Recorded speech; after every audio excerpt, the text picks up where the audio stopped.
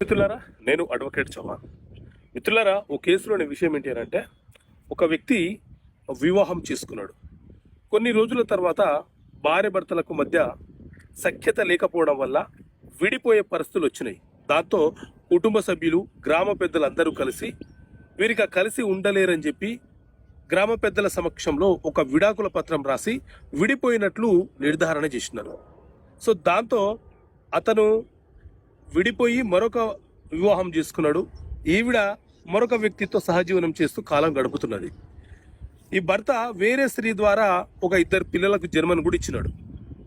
ఆ తర్వాత ఈ మహిళ, అంటే విడిపోయిన ఆమె ఎవరైతే ఉందో ఆవిడ ఏం చేసింది అని అంటే, కొన్ని రోజుల తర్వాత సహజీవనం ద్వారా కలిగిన పాపను బేస్ చేసుకొని ఇతనికి తిరిగి లీగల్ నోటీస్ పంపించింది.